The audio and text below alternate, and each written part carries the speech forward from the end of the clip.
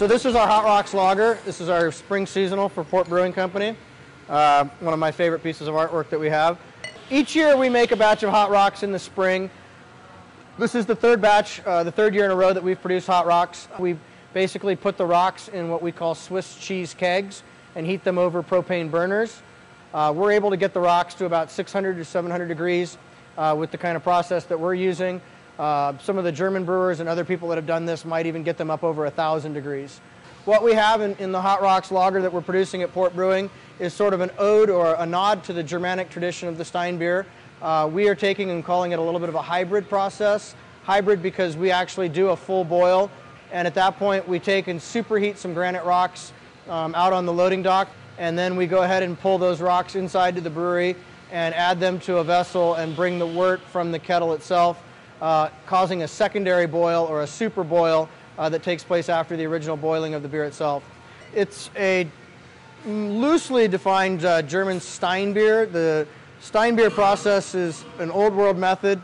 They needed to be able to produce heat, or they had to be able to apply heat to the wooden brewing vessels, and so they would superheat granite rocks and then add those rocks to create a boiling wort, and that aspect or that addition of the rocks going into the wort would cause a super caramelizing, really hot source of sugar that you can't get from a normal brewing vessel or a normal brewing system today.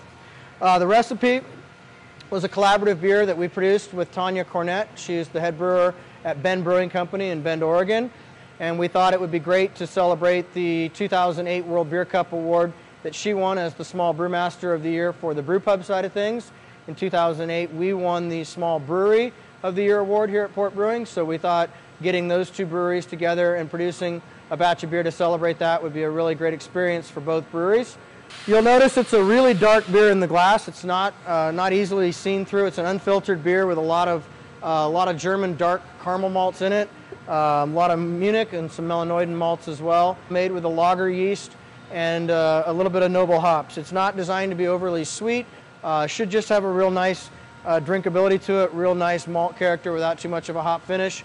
We do find that the actual process of the Stein Bier, adding the hot rocks to the beer, does give it a little bit of a coffee, a little bit of toffee and a little bit of a nice sweetness to the beer that we can't get from some of the other beers that we produce. So that's what we've got for Hot Rocks. Enjoy. Cheers. I'm going to have mine.